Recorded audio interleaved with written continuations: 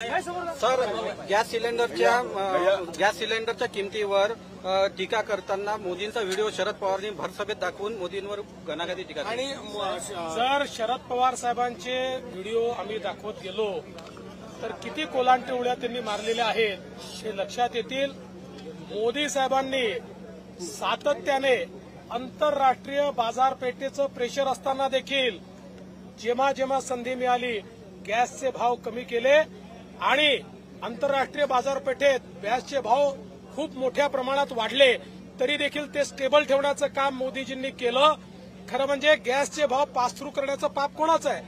ते तर काँग्रेसचंच आहे ना। आंतरराष्ट्रीय बाजारपेठेप्रमाणे गॅसचे भाव आणि पेट्रोलचे भाव पास थ्रू होतील हा निर्णयच काँग्रेसने घेतला होता। त्यातनं रिलीफ देण्याचं काम मोदीजींनी केलंय।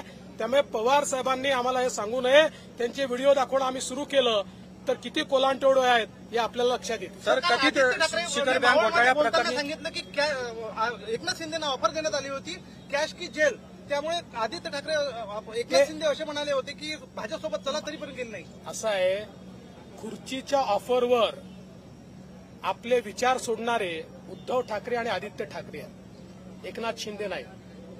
बाळासाहेबांचे खरे वारसदार एकनाथराव शिंदे आहेत। विचारांकरता बाहेर पडले आहेत त्या ठिकाणी सत्ता पक्षातनं बाहेर आलेले एकनाथ शिंदे आहेत। एकनाथ शिंदेवर कुठली चौकशी नव्हती, कुठली ईडी त्यांच्या पाठीशी नव्हती, कोणीही त्यांच्या पाठीशी लागलेलं नव्हतं, कुठलाही त्यांच्यावर आरोप नव्हता, केवळ विचारांकरता ते बाहेर पडले आहेत। त्यामुळे ज्यांनी सत्तेकरता खुर्चीकरता पैशाकरता त्या ठिकाणी विचार सोडले त्यांनी एकनाथ शिंदेवर बोलू नये।